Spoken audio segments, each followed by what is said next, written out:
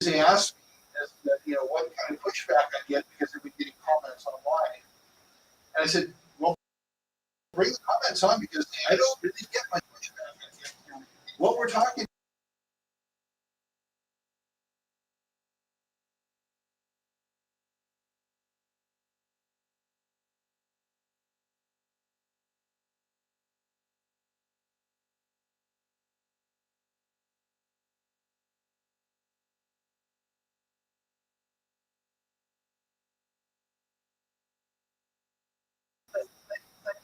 in a conversation with somebody who's pushing my buttons, I might need more skills than I already have. Well, that's what we're going to practice. One of the reasons that we have to practice it, trust me, I spent the rest of my life with a very bad temper. Okay? Yet I can still have conversations with people that I rapidly do not agree with because it took me a long time to learn the skills. Now what I want to do is pass on those skills so you don't have to go through the same things I went through to get there. The funny thing is, talking about communication, one of the reasons my temper was as bad as it was for as long as it was is because my mother used to tell me, Mark, stop working on the temper. But, it wasn't giving me the tools to help do it. Wasn't actually addressing the issues that I was angry about. One of the things I was angry about was her pushing my buttons, trying to get me angry. When I realized that, it's amazing how fast it went away. So a lot of my issues So you learn the skills, not take it personally. When I realized what she was doing wasn't about me, it was more about her, didn't have the problem. Okay, so we're going to start with the what I consider the easiest one, and we'll determine what there is.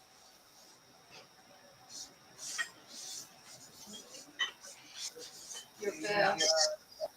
Always do your best.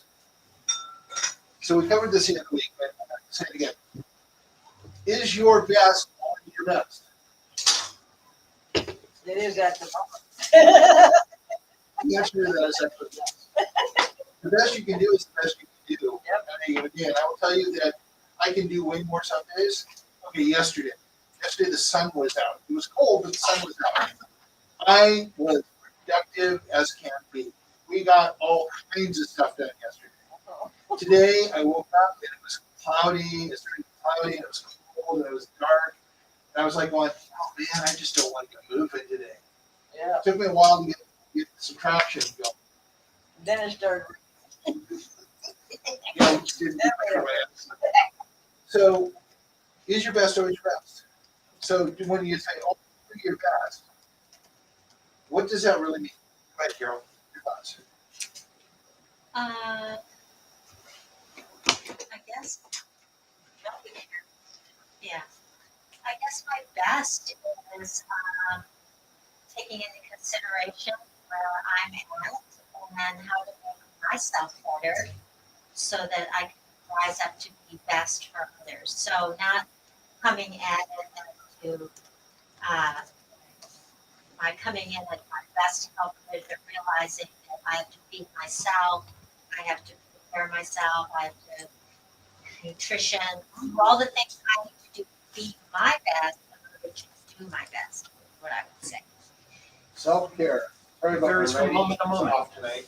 What's that? Varies from moment to moment, right? Your best today may not be your best tomorrow. So self-care is a big part of that. I agree. So let's explore this a little bit more. As I said, these are all onions. They're layer and layer and layer. Or if you like the Shrek model, it could be a parfait. Everybody like parfait. Okay? I like the onion. Okay, so self-care. Terry, what else is about, how can you do your best? Always do your best. Good question. I think for me to do my best, one is definitely to take care of myself first and foremost, because I can't do anything for anybody else unless I take care of me first. That's a great example, Cheryl. Thank you.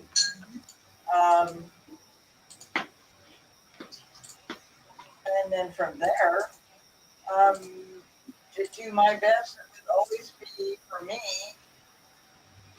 what I'm capable of in the moment. I guess you might want to say, sometimes we're not capable at one moment to do one thing, yet we are in another moment. I guess to be self-aware. That's what I wanted to say, actually. Self-aware.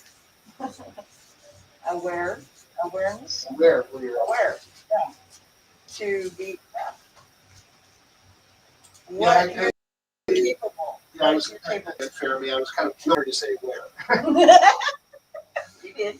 Yeah, it's just like a self-care aware. And I can raise the level of my best by being informed, by making sure that I'm informed, so that I have more information, and then I can have more understanding, more compassion, more, I think just that makes me a better listener if I understand that what it looks like on the surface is just this deep, and there's a whole iceberg underneath it that's causing this situation, and knowing what all that is, I think that's kind of part of my job is to when I go into something, then I go, okay, wait, Mark, can you tell me about this, or go online, or go to some different resources to become more informed. Okay.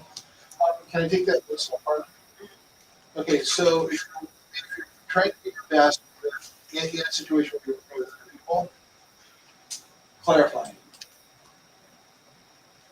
Being informed is one thing. Clarifying is a factor of being informed. Because sometimes you think you need to do one thing because you have an understanding, but if you ask a couple questions, you'll find it's something completely different, and you'll be able to do better.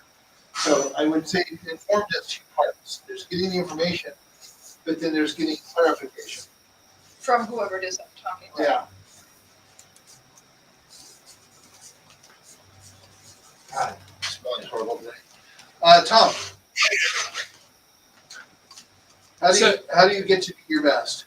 How do you attain your best? Jumping on the informed thing, but also clarification.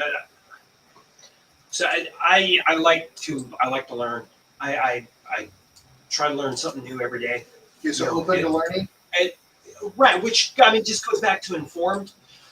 Yes, but there's another twist on that. Yeah, and the other thing that I'm a firm believer in, most of the problems that we have in the world, just from one person to another, aren't because someone's malicious. I think there's very, very few people that are actually malicious. I think most people are just really poor communicators. So maybe communication. Well, but that has to go hand in hand with collecting information. Okay, so we'll put that in here. Communication and learning. Yeah, you can really get into some bad situations by communicating poorly. No, absolutely, absolutely. Amen. I think most people jump out and they speak too soon. They didn't take the time to clarify things, gather information, and then maybe chip in their 2 cents. So I think that's truly in my experience is probably 90% of the problem with society, politics, business, all the big hot button items in the world. We just don't communicate with each other well. No. And I'm thinking of social media, how social media That's communication just abuse. encourages people to be horrid. Yeah, that is communication abuse. Yes. Social media is horrible. Yes. Have you guys read my webpage? Have you read the Rosetta Eagle webpage at all? Yeah, on the front page, I tell the Cherokee story about the two wolves. Social media feeds the dark wolf because it's all about money.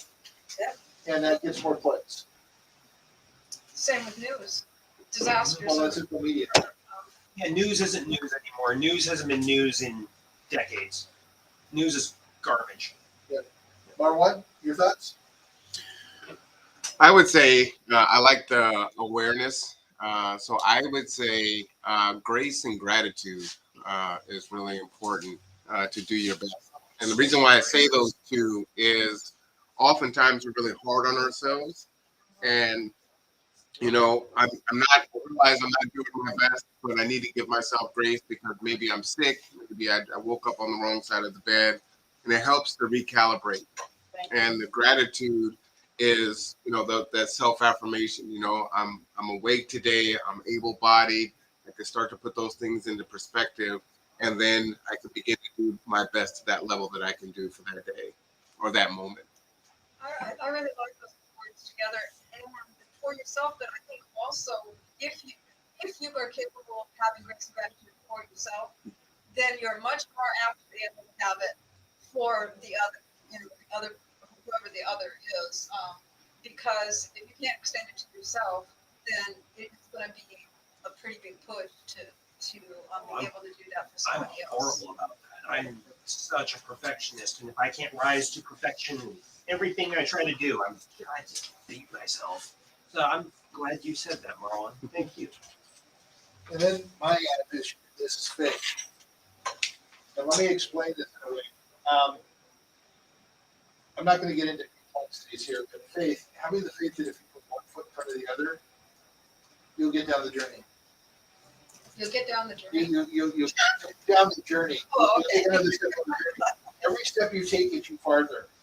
And some days you'll get 10 miles, some days you'll get 8 miles, some days you don't get 2 miles.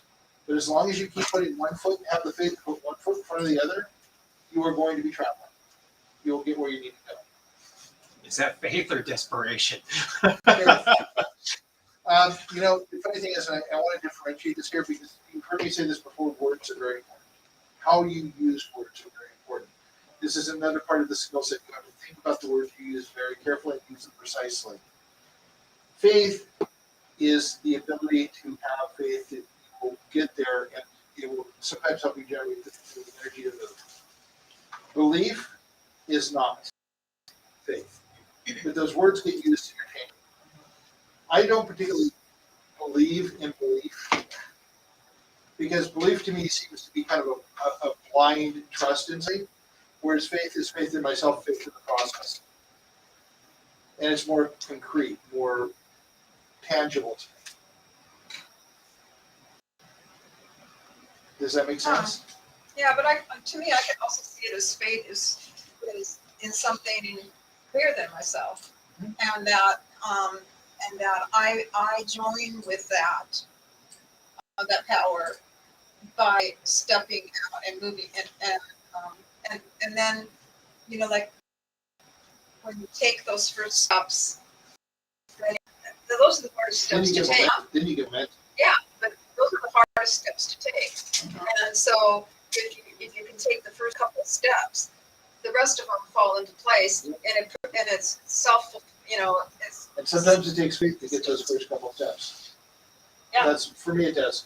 Now, interesting because I have a different connotation of grace. This is very personal to me. And I read this once, and I just kind of adopted it. That thing which connects all this. And it's a philosophy that was by a writer that I love. And so when I think of grace, I think of that beautiful thing that connects all living things. It's, I don't call it God. I don't subscribe to any religion. To me, that's grace. So when he said grace, I'm like, yeah, okay, I get it. Grace is what I have faith in, the bigger thing process that brings us together.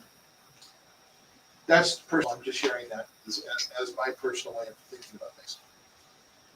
So for me, grace is beautiful, and gratitude. And if I'm not experiencing grace and gratitude, I will never have faith. well, when I was little in Sunday school, I used to think that grace came from God. That was where it came from, and I think it does. But I also think, as an adult, I think grace we are also capable of bestowing grace on others, and because Because we embrace it. yeah, Well, we should. Social graces are something that are dying, and I think that's what we're talking about here. Is social grace is just the decency that we should all have with one another as human beings. That and a little bit more. I would say more than just, to me, Yeah. social graces sounds like, like Manners. manners. Yeah. And to me, this kind of grace is like being gracious enough to, kind of ignore that woman that stinks. So Right. Yeah. And That's. I think it's in words at that point because I agree. I mean, that's kind of part of social graces. It's just being a decent human being. When you get on the bus, like, oh, you smell bad. Well, I'm just you're gonna ignore it. Yeah.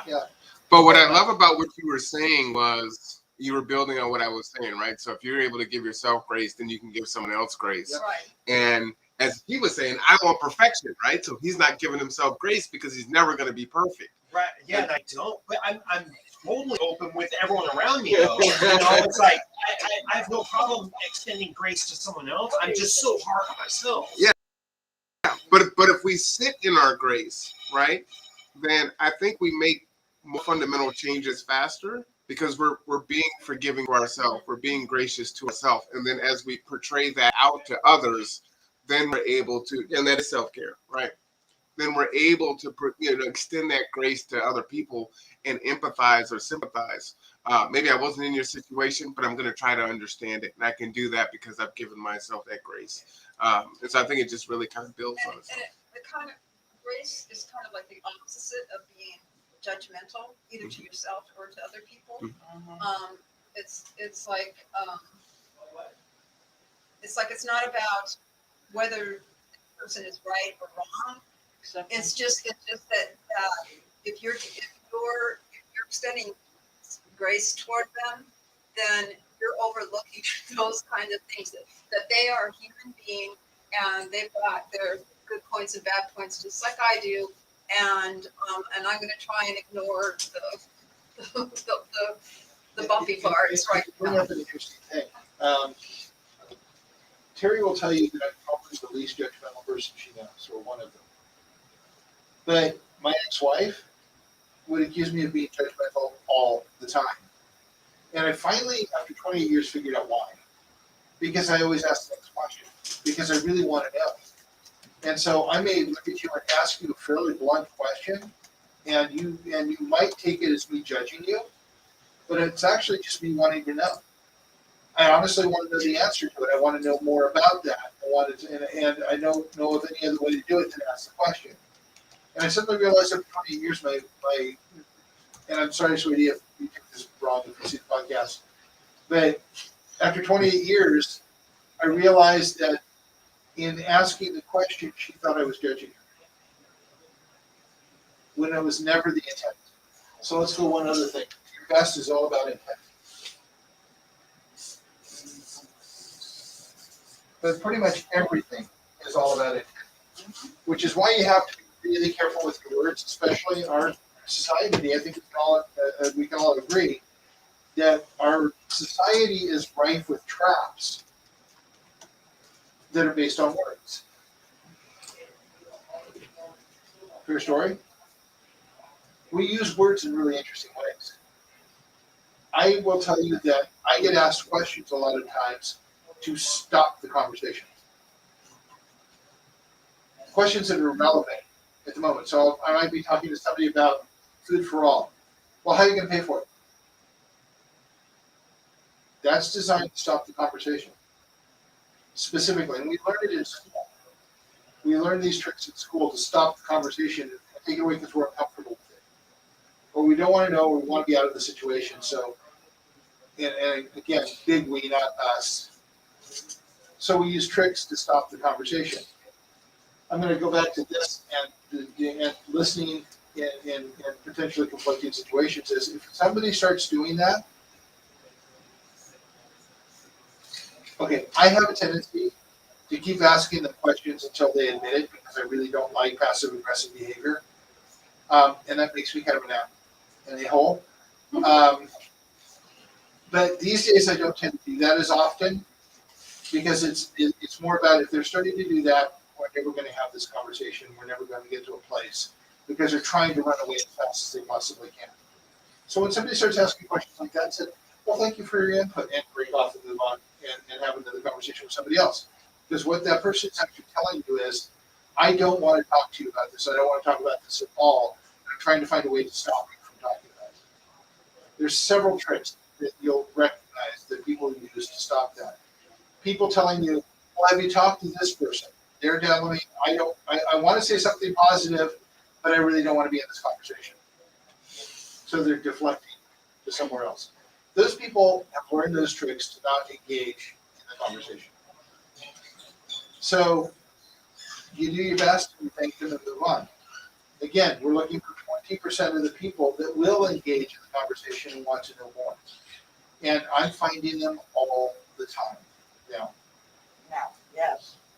The more we put, the more people are seeing our YouTube blogs, and now we're coming to them on the radio. I sent that out to at And least the Conduit podcast. 11 people. Yeah, and they went, wow. It's just a matter of people seeing them. But in response to your example of somebody saying, how are you going to pay for that? I've been thinking about that because I'm thinking about myself talking to people, and I know that would be a question, and it's a question for me too because you know, you're talking about, wow, when we get to the point where we have 50% of the food that we need and et cetera, people are going to be concerned about, you know, like, yeah, I think that's a great idea, but God, you can't tax me anymore because I'm It's already, not, yeah, you know, don't worry, it's not a taxable situation, it's actually a commercial situation. so, We have a plan for it. Actually, the first couple, 3 grow centers can be funded by the USDA through grants. I've already been doing research on that. There's some parameters we're not ready to go to yet, but in the end run, we're probably going to be talking to the Squamish tribe about it and getting them to help us define the final piece of the business plan. With their backing, we can get the USDA grants because of their tribal status. It opens up a lot of doors. And in the end run, we're hoping that they will fund 200 growers because it will pay out, and it actually meets their ethical and environment. So partnership, that's what we're looking at. And then it's a straight business deal for them. And they'd be more open to the cooperative management style that we want to develop than a granting agency or a traditional investor would be. Mhm. Also, they will give us a lot more leeway about what fruits and vegetables and produce we're going to grow. Can we put that? I don't want to give that much away on live. So are we already live? We're already live. Oh, well, In line. Sorry. Can't take that one back. okay, so that's our plan. So we haven't talked to the Squamish tribe yet. We have some contacts that we're going to be working through shortly. We're finishing up the planning before we do that. And I'm in the process of doing that now, or should be, though this last couple of weeks has been a little bit dicey on that. So now that we're not doing, Yes, and it'll be a little less crazy. so we've kind of done the best thing. Well, this one, the best. Do you think we covered it, or are there more? Do you guys have more to say on it? There's always more to learn on every one of these. It is, if you sit and ponder on it, you're going to find layer after layer after layer. Okay, so we've done our best, and we're going to be learning a lot more about these, not these things personally, because it really isn't about us. As I've said before, it's about other people's filters, not us. Okay, other people's needs. All right, so let's see. We've done always do your best. Marwan, help me out here. My brain is going blank. For the 4 agreements? Yeah, So the first one is be impeccable with your word. thank you. That was it. I was trying to figure out how they said it. Mm-hmm. And I was, okay.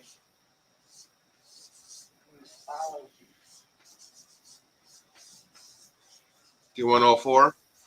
We've covered 2, so be impeccable, The second one is don't take anything personally. right? got that one. The third one is don't make assumptions. There it is. That's it. That's Okay. it. And the fourth one is always do your best.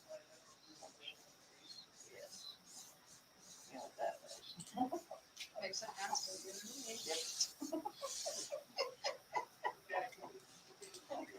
I like the way I spelled that out. Yeah, very good. Okay, so let's go to be impeccable with your word. That goes back to that intention. It's about intent, but it's more important than that.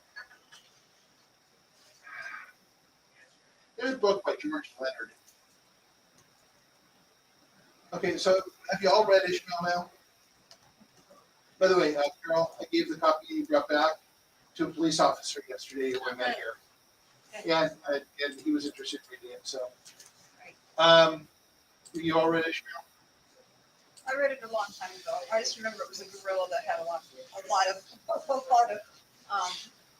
observations to make about the human race. And about the last 15,000 years in the tinker and the labor culture.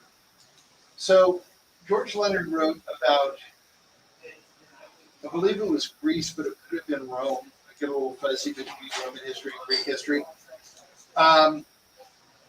George Leonard wrote a lot of books of philosophy. He's a master in Aikido. He's a philosopher and a professor, I believe. He wrote a lot of books in the 70s and 80s. And in this one book, I can't remember the name of it, unfortunately. But The Silent Pulse is what it's called. And he talks about the ingrained phenomenon in their culture to cheat to win. That it's inherent in all of our sports, all the way back to Greece and Rome. And he didn't go farther back than that, but that was well within the taker culture model. And I think part of taker culture that we think of as human nature is actually a level of dishonesty.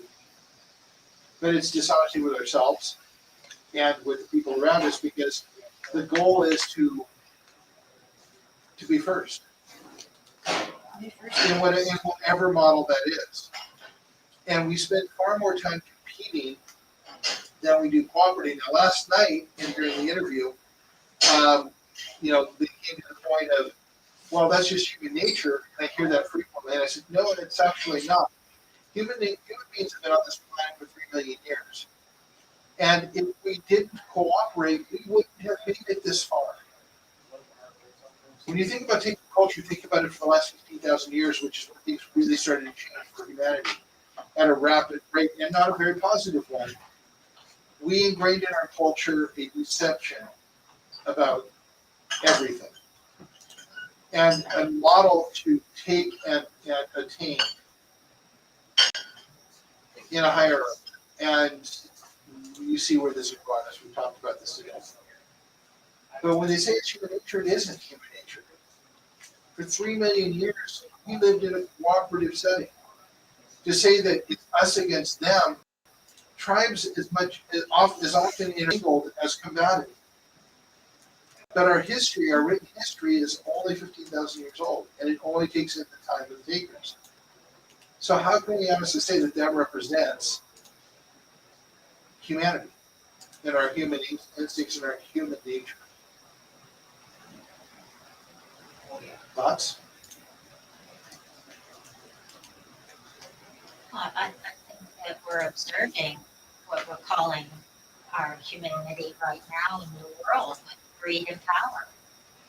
So But is that in our humanity or our culture? I think it's a little bit of both. I think one charges the other. I don't quite get what you said. But we're observing what in the world?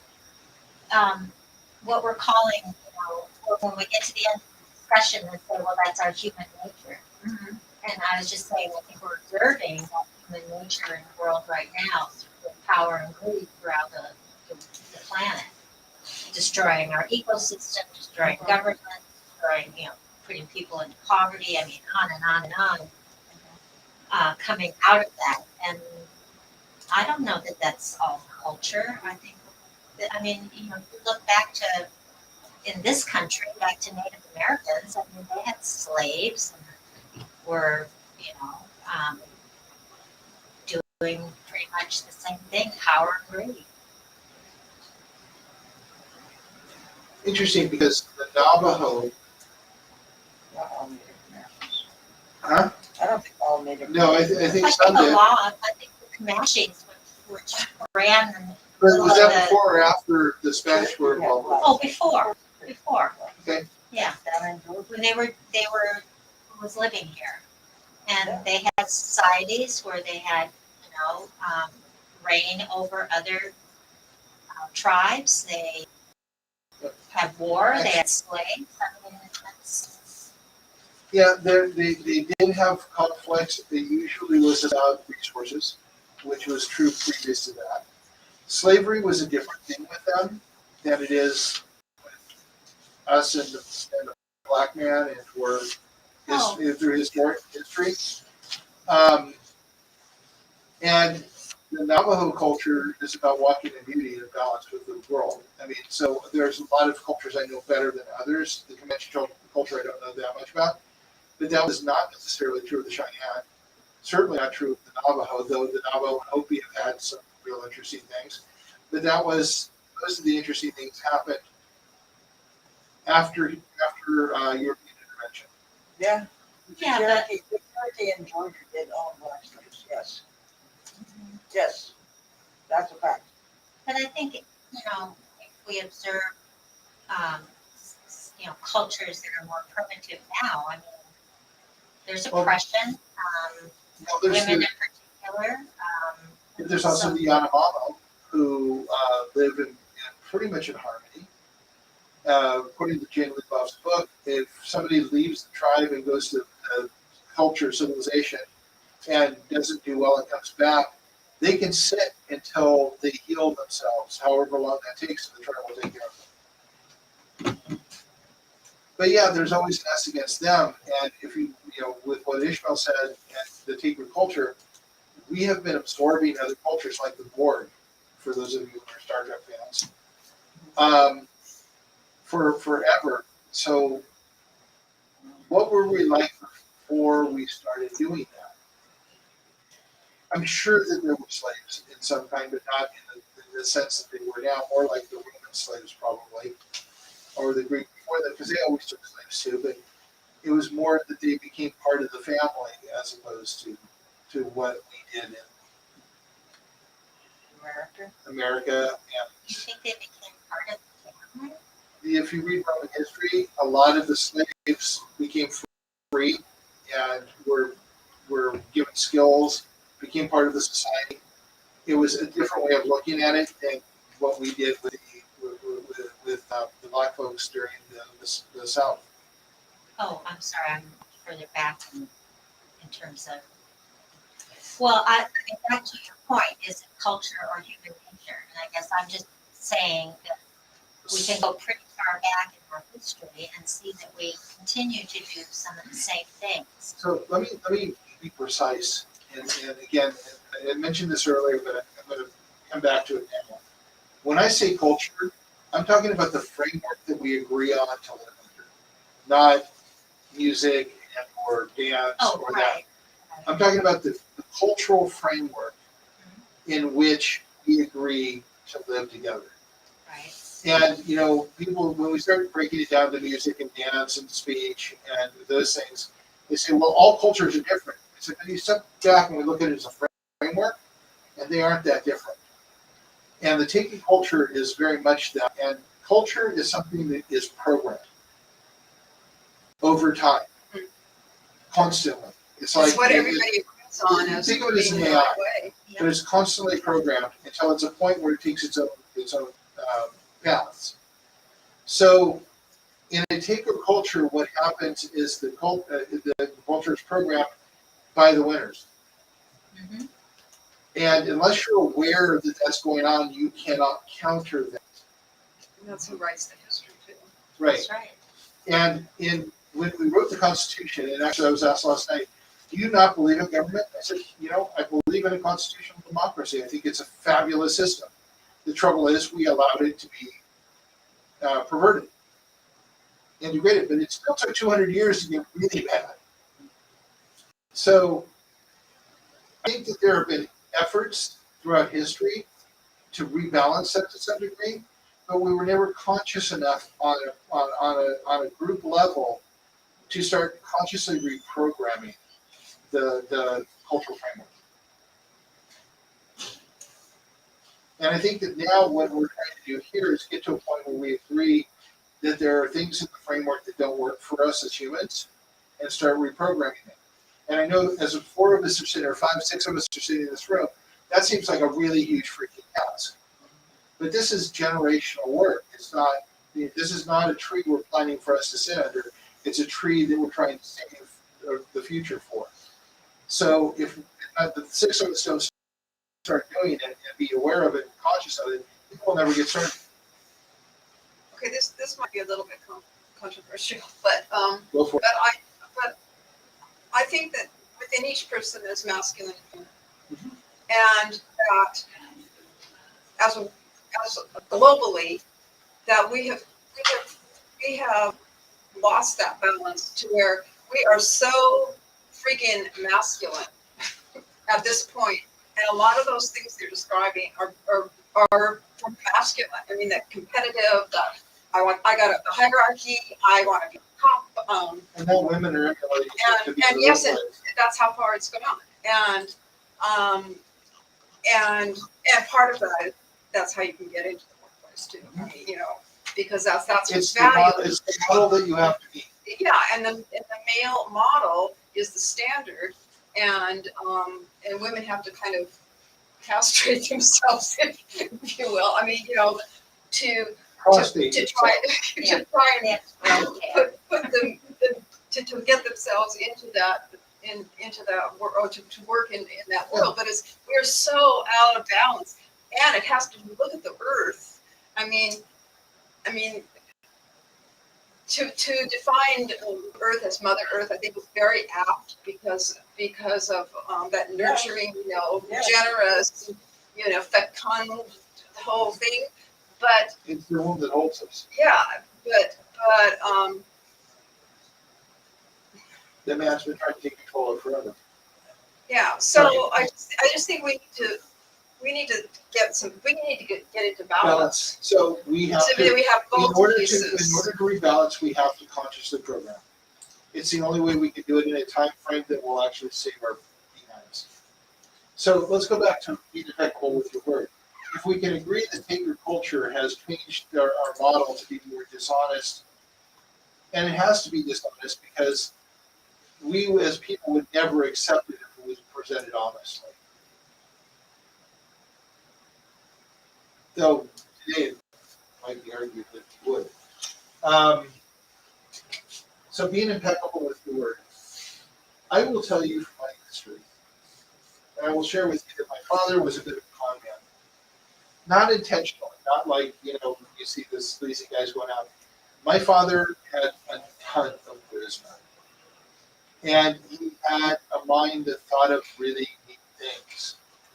And he would sell these ideas to people, but he was never able to follow through. But he always believed he could. And to some degree, as I sit here doing this, I have a little bit of that myself. But I like to think that I learned a little bit from him. But my father was not always impeccable with his word. And early on in my life, I learned that behavior and then unlearned. Let me tell you my lesson. When you're not impeccable with your word, you have to remember when you're not. And I got to tell you that life is too short to think about that. Not to mention the way it eats, and to use a esoteric thought, the way it eats at your soul when you're not impeccable with your word. Those two things alone would keep me impeccable with my word, and have for many years. But more importantly, your word is your bond. If I don't do what I say I'm going to do, how can you ever trust me? So when you talk about being impeccable with your word, you're talking about a lot of things. Our relationships with each other is based on your perception of my word to you, and mine is based on my perception of your word to you.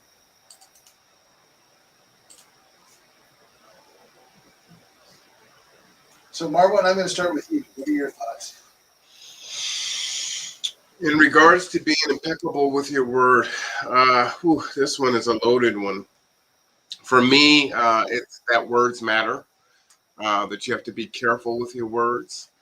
And with all the agreements, it's very circular. So if I'm being impeccable with my word and I'm doing the best that I can, then I'm trying to be mindful of my words, but I may offend, right? But if I'm engaged with someone else that's being impeccable with their word and they're not taking things personally and they're doing their best, then they can receive it and say, well, you know, I took this way. What did you mean? Or this is how this made me feel. And we can have a conversation and come to resolution, right? And go forward. And maybe we don't agree, but we can still respect each other's thoughts. So that's what I think when I think being impeccable with your word. It's just words matter. Be careful with our words. Which brings us to this one. You can't assume. You know the old adage of assuming, right? Make an ass out of you and me when you assume. Yes, we discussed that already. And, you know, we all do it. All of us do it. We think about something, you know, in lieu of data, we make up stories. Yeah, we're great storytellers. Yeah, and the problem about doing that is we end up with stories that tell us weird things. And I'm not going to name any particular organization or religion or anything because we all know them, that have all kinds of interesting stories that lead us to places that aren't very human or very true or very useful in creating or living our societies together. And we've seen all kinds of conspiracy theories. Now, I've told you my feeling on conspiracy theories, right? Okay, there aren't any conspiracies out there. The Illuminati don't exist. That's my personal belief. There is no such thing as Illuminati. There is no master race. And how I can prove this is, think about everybody you know, every person you know, everybody that you think you know. Is anyone you know smart enough to run a conspiracy theory that would change the whole world to their benefit?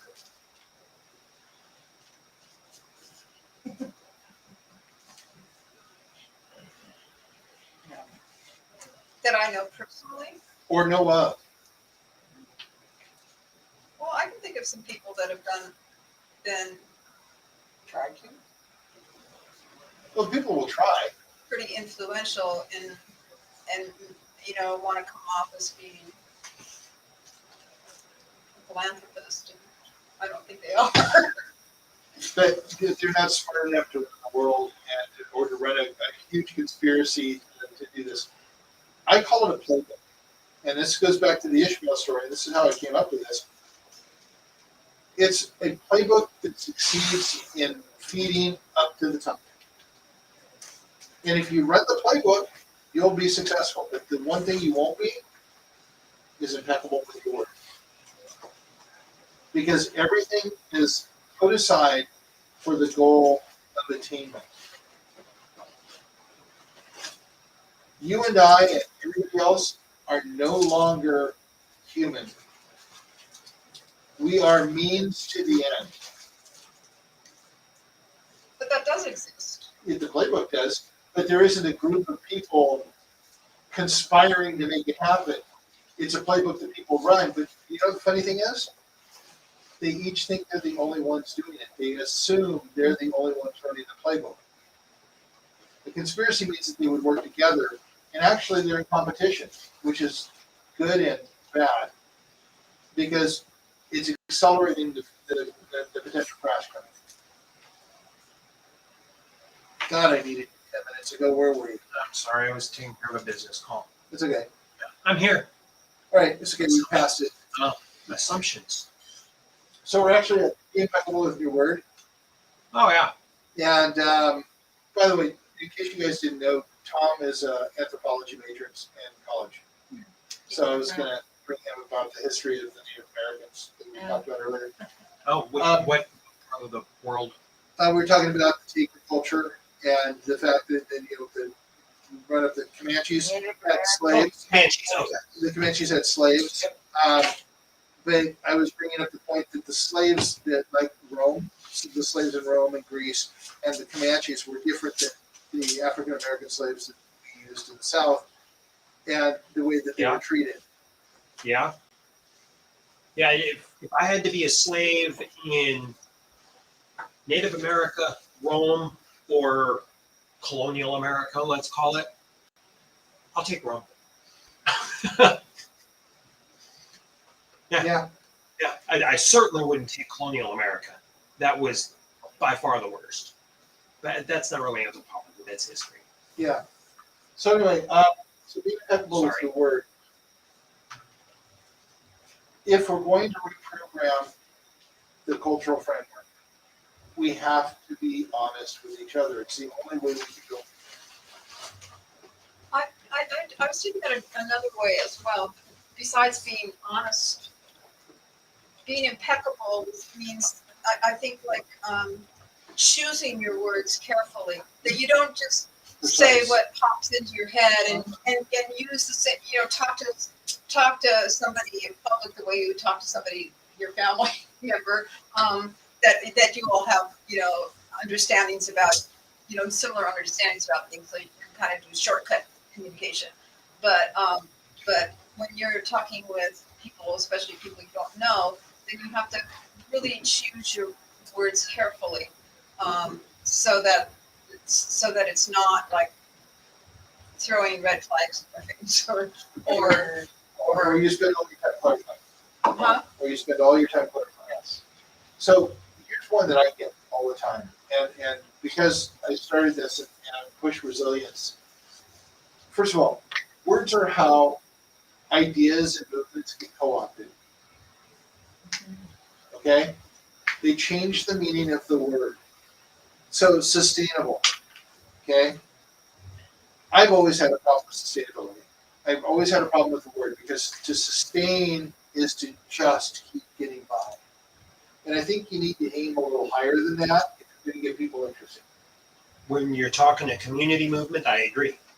Yeah, So when I talk about sustainability not being the goal, but resilience being the goal, a lot of the people who are about to get angry with me. And they won't hear me say that to be sustainable, I understand what you're saying. I understand what your movement is about. But what you're saying is you just want to get by, and you're not going to get everybody on board if that's what you're telling them. I think we need to do better than that. I think that sustainable becomes the foundation on which we But build. when you're so far off the deep end from being even sustainable might be a intermediary goal. But to, one of the to reasons, at least get that far. but one of the reasons that they're having trouble is again, being impeccable with your word, choosing your words carefully, and setting the goals so you attract people to it. Doing it because it's the right thing.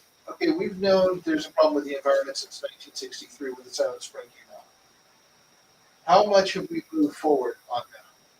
Well, part of the problem is we thought that the politicians are going to do it for us. And some good things have happened because of movement from the people pushing it, like the EPA, which came out under Richard Nixon, by the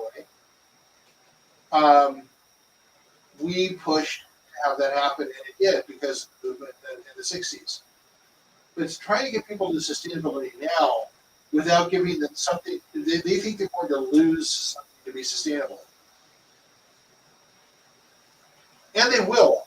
Fair trade. They will lose something to be sustainable, but they'll gain a lot more. And to get somebody to change their mind, you have to focus on what they gain, in this culture especially, than what they lose. But you have to find common ground before you can have that conversation. And we've gotten so divisive that the minute you start talking about sustainability, somebody who might consider themselves right-wing will stop listening to you. So you have to be absolutely neutral in your approach until you find common ground. And that's what I call focusing on our human nature as opposed to our social nature. Does that make sense? I mean, you guys have heard me talk for weeks now. You don't get to say anything. Who can tell you what my political affiliation is? Do anybody want to take a bet on my political affiliation?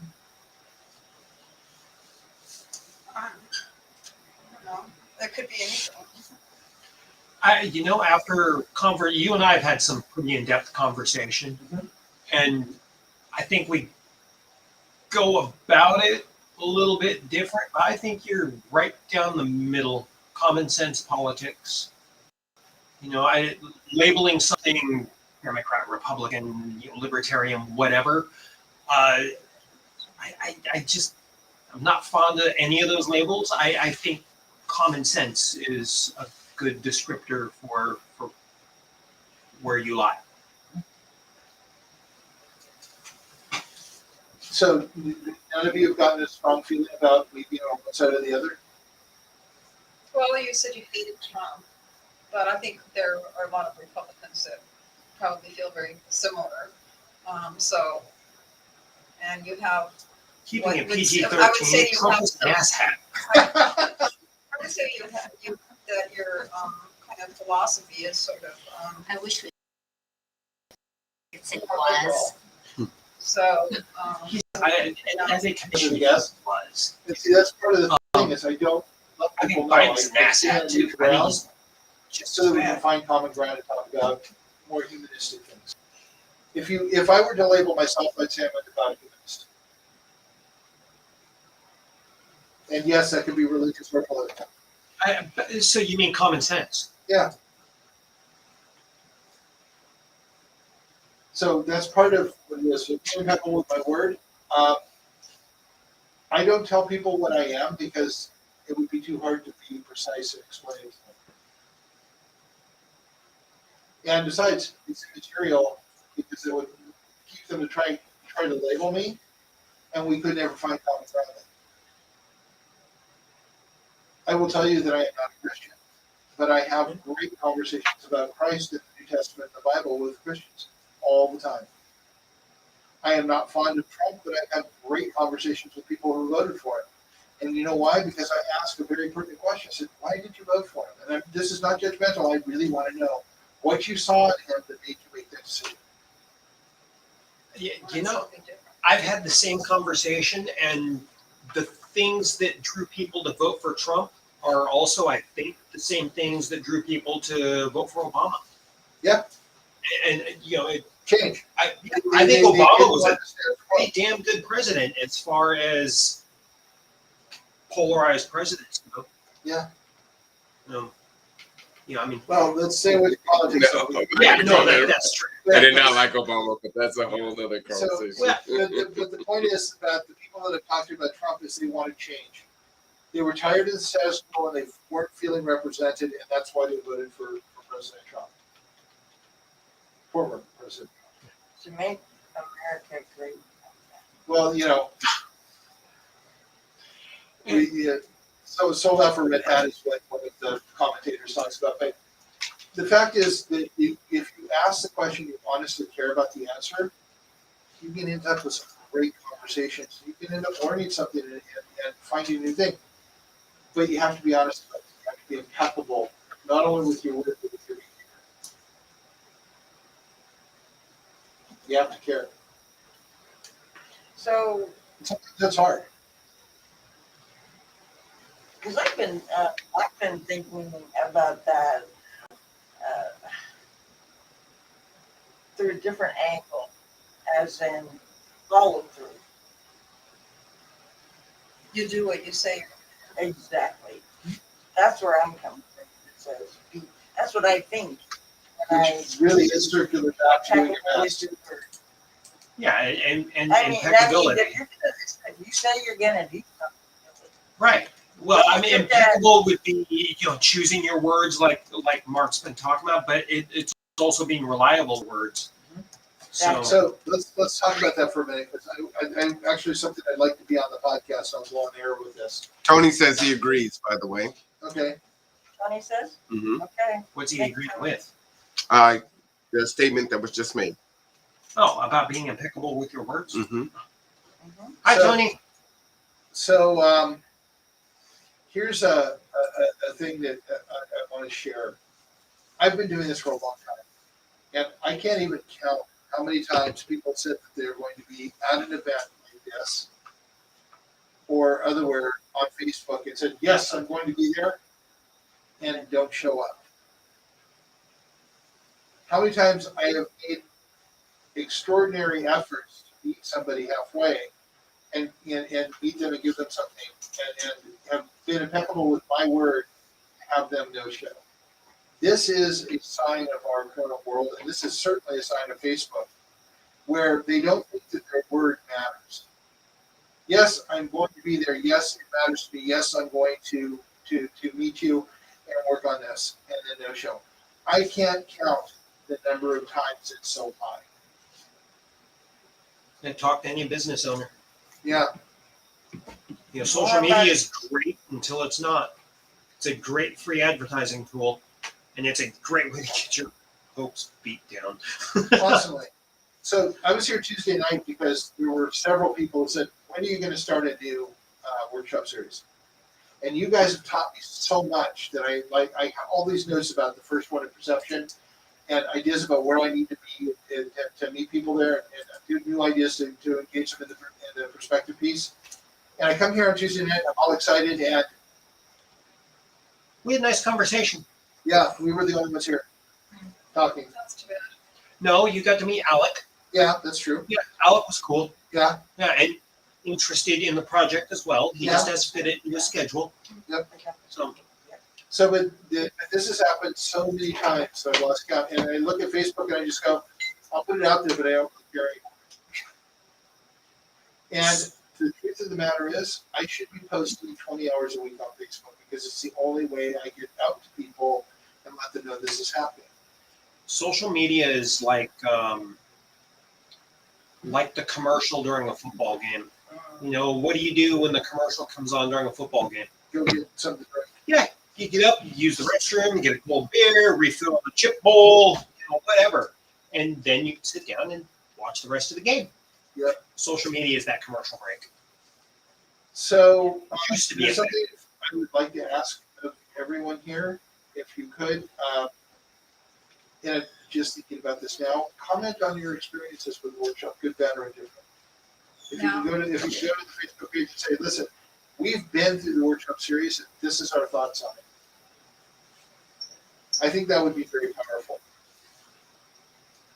So is there a new Facebook page or what's happening? You're on Resiliency Rocks, right? I'm on something where you thank you Facebook for not doing a good job or something. So am I not Well, on the right congratulations for filling a couple of pages. And I actually posted that because in the last 2 days, 9 public groups went private. 9 public groups that I'm a member of went private. What's that mean?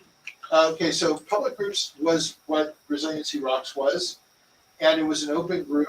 You still had to agree to the rules and answer the questions to become a member of the group. But it wasn't restricted. You could share from it and everything else. Facebook screwed that up so badly with their last iteration of good things for people that groups are going private one right after the other because Facebook took away all the control from the moderators. And I said, well, what's the point of having a group if you can't moderate it? Yeah, I'm on Resiliency Rocks. Yeah, and Okay. so I was kind of going, okay, so we went private, no big deal. And literally in the last 2 days, 9 other groups went private. And I'm going, okay, so I'm not the only one who was fed up with BS on Facebook. And at this point, if anyone had a reasonable platform that was better than Facebook or at least more honest than Facebook, I would be moving and pushing people to move to it. But I've tried 5 different platforms now, and none of them are all that great. Well, they're in defense of the social media platforms. They're all trying to herd cats. That's true too. You know, because I mean, a group like this is benign. You know, a group like this is fantastic. It brings community together. I mean, it does everything that their so-called mission statement says they're trying to do. Right. But then think of a group like, I can't think of anything off the top of my head, but I mean, the KKK. Those idiots have to be contained in Those some fine way. gentlemen who Yeah. do a lot of lobbying. Right. Idiots. So I mean, think of a group of idiots like that now have to be contained. You know, so you kind of have to take your lumps because the bad kid's in the corner. You know, although how many groups are like that? Yeah, well, Very actually, few. the last But reign, they make a lot of noise. the last reign of changes through Facebook were strictly to benefit monetization. Sure. And actually, Well, that's been the Facebook- case from day one. and Facebook and Zuckerberg at this moment are taking it hard. That's why he's pushing on the new virtual reality platform. Is because the whistleblower basically put 10,000 pages of information out about them knowing that they're supporting human trafficking. Right. That goes back to the profit side of it. Profit driven from day one. Right, and the algorithms basically feed the dark wolf because that gets more clicks and more money and more monetization. But you're talking about, I think we just talked about the fact that social media is not impeccable with its word. And the thing is that we need to How about be. If we just say we're gonna do the, something, we have to do it. period? There were whole societies that are based on their word.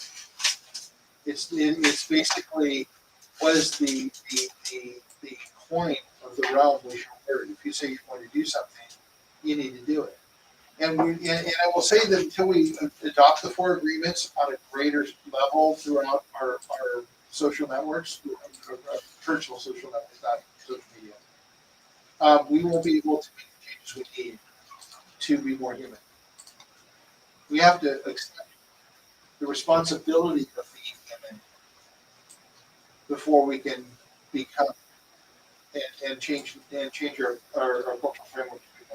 Can I offer an idea of changing the verbiage of that? Sure. Getting back to being more human? You know, because Back to the future.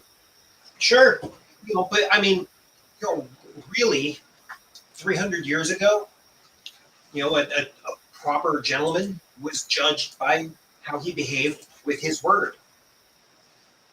You know, not to make it all, you know, misogynistic or whatever, and you know, a proper gentleman, but that was the sign of the times. You measure time. You measure the person based on the time they live. Yeah. To measure them by our standards is That's ridiculous. Have you read And we the talked about that the other day on We Tuesday. did. book, A Gentleman in Moscow? It's a fictional book, but it's about a man back during I guess the Russian Revolution, and he came from a family with money, but he was doing good. I mean, he was doing good in the world, and he ended up being trapped in this big hotel, which at once, you know, had all sorts of people there, and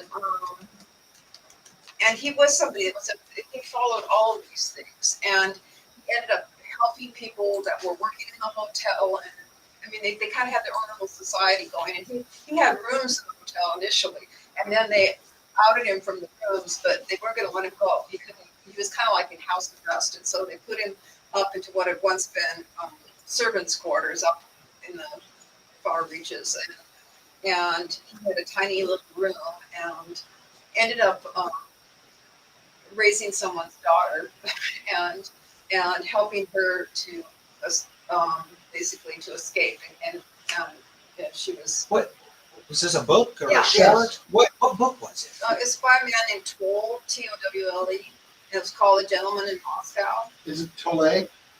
Maybe that's how you say it. Tolle. Yeah. Okay. So this Eckhart sounds. Tolle. Won a lot of awards. Yeah, it sounds faintly familiar from like Anyways, my world history literature or world Yeah, literature he in college. is very cultured, Yeah. and so the book is really peppered with the finest wines and meals, and This sounds so familiar. I think I read this book in like world Anyway, literature. he was very good. he was a gentleman in word, but he was also a gentleman in deed. I mean, he wasn't, because there were always, you know, wealthy people were gentlemen and ladies, What a wonderful thing. but he was truly a gentleman, and it was just a nice, you know, it was fiction, but it was just this nice read. So I'm watching a show on Hulu right now called Black Sails, and it's about the Caribbean in the early 1700s. So it's after the New World's been found, and you know, London and Europe and all that is finding their way to Nassau and so on and so forth. And it's not just royalty, the pirates. The pirates had a code like that. You could trust a pirate in 1700. Couldn't do it now, but it was the whole idea of be impeccable with your word. That was even part of the pirate code in 1715, which is Actually, when there's this a Netflix program. the about show's that on too. net, or no, it's on Hulu. Yeah, no, there's an alternate one on Netflix that talks about that time of history as well. Really? Yeah. Yeah. So this is the Black Sails is all fiction. So you know, it's like And the docudrama. Netflix is more documentary. Okay. Yeah, So- this is all, you know, docudrama kind of thing. It's very historically accurate, but it's all fiction. Yeah. It's a cool series. I like it. I was born in the wrong century. Oh God, now I just had a flashback from Alan Rickman and Quickly Down Under. I love Oh God, so do I. Some of his it. Quickly Down Under is one of my favorite movies. I like that. Did you ever see that? January now. No, I don't If think you so. can get a copy of it, it's Kevin Kline, Susan Sarandon, Mary Elizabeth Mastrantonio, and Alan Rickman. Also Danny Ayo, and I want to say Kevin Spacey, but it is. I get him mixed up with this guy. There were some great actors, but it's a detective movie, and Alan Rickman has a kind of secondary part. It was done at the same time as Die Hard, like within a year of Die Hard. Wildly different characters, and it's freaking brilliant. I love it. That is It's one of my favorite great. movies. Great actor. I'll check that out.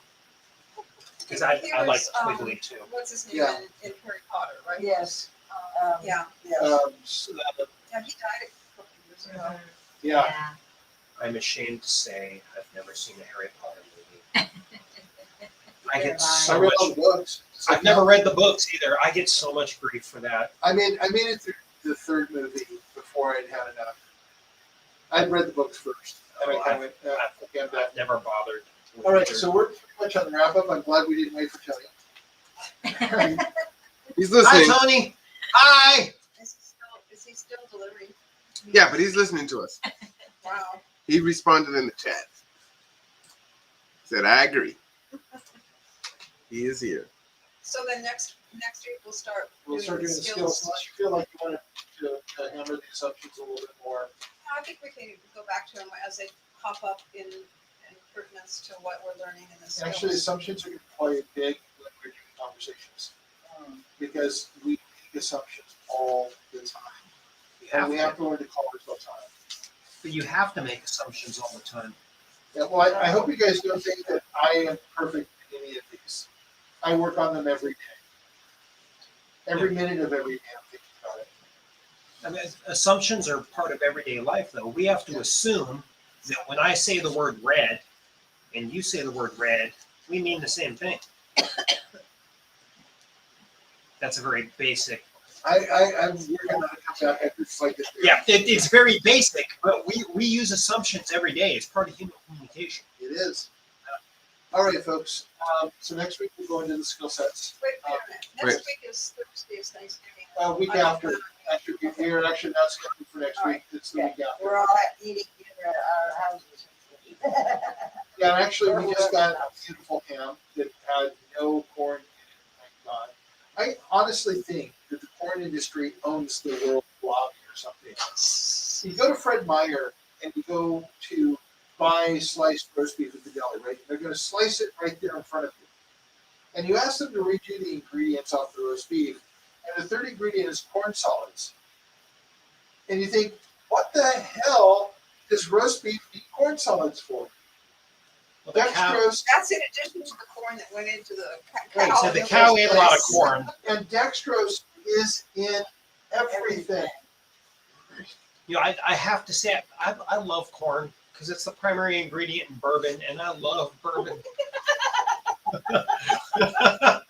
Sorry. Oh, is that the price list? Yes, ma'am. Yeah, is there something you were curious Yeah. about? All right, so that is the show for today. Again, next Thursday is Thanksgiving, so for those of you that acknowledge that day, we hope that you have a happy holiday, and we will see you 2 weeks from tonight. All right, this is Marwan Cameron from the Conduit. For Mark and the rest of Res Echo, we will